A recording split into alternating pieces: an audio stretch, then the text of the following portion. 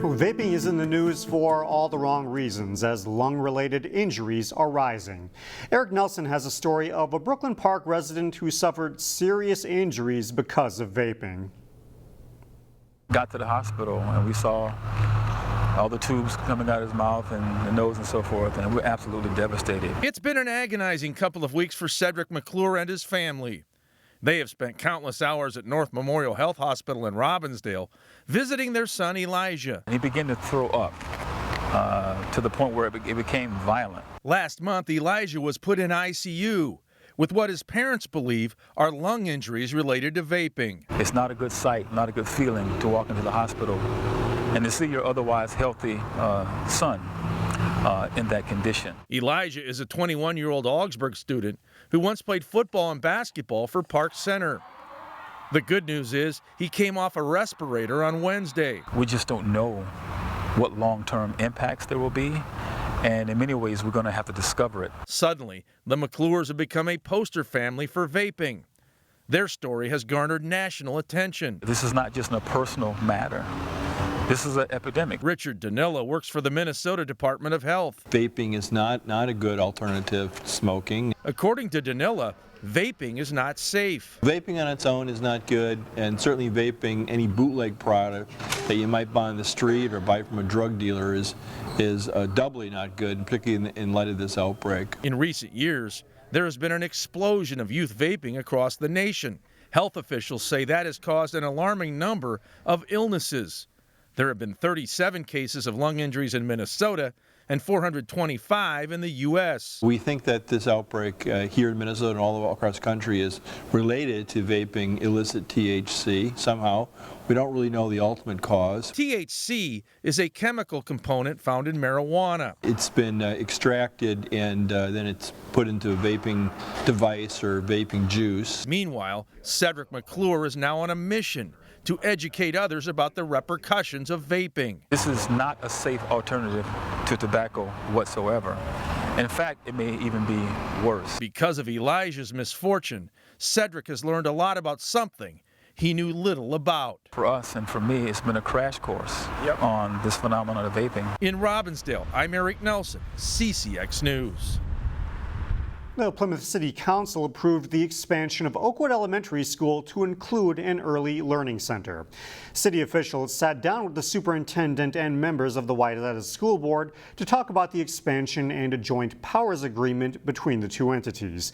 In the meeting, the City Council did approve a permit for the property and approved a site plan for the new expansion. There was opposition from the community for this plan because a parking lot would replace a popular mid-sized baseball field. Well, something pretty special has turned up in a local wetland, and as Shannon Sladden explains, scientists are saying it's a big deal. There's a carnivorous plant in Theodore Worth Park. Does it have to be mine? But not to worry, it's not as bad as Audrey 2. It's called Utricularia, more commonly bladderwort. And unless you're its favorite food, you've got nothing to fear. They eat zooplankton. They will occasionally eat some mosquitoes, but not all in one gulp. Anne-Marie Journey is a scientist who heads up a group called the Muck Stars. It's a wetland health evaluation team made up of volunteers with special training. She says bladderwort is a good sign for wetlands, which are vital.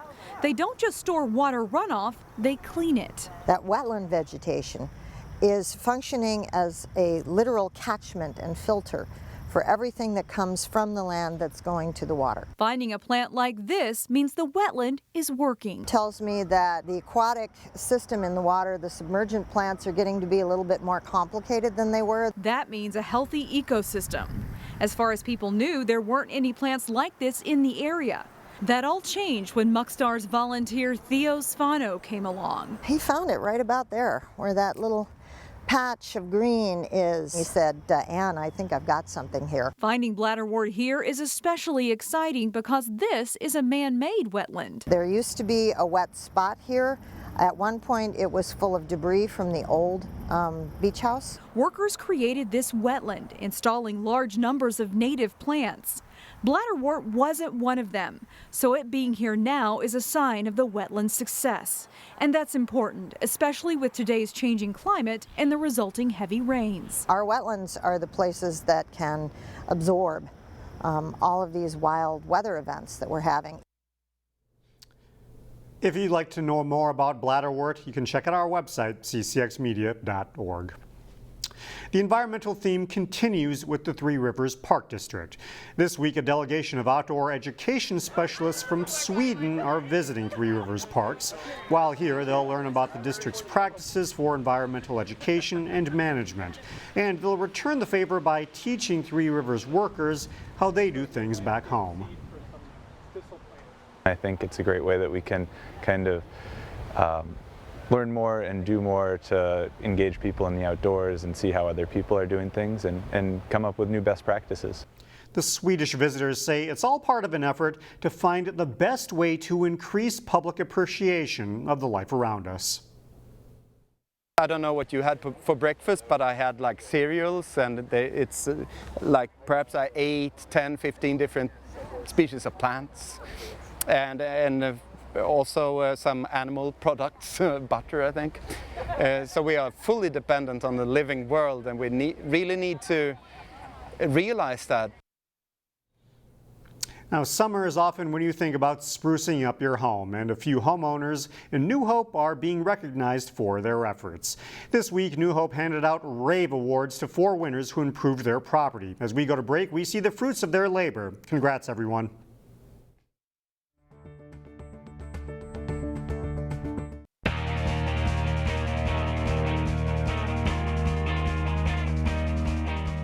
Swimming, the Champlin Park Rebels won their first 2 dual meets. As John Jacobson reports, they have high hopes to build off a successful season. There is a lot of enthusiasm around the pool these days at Jackson Middle School.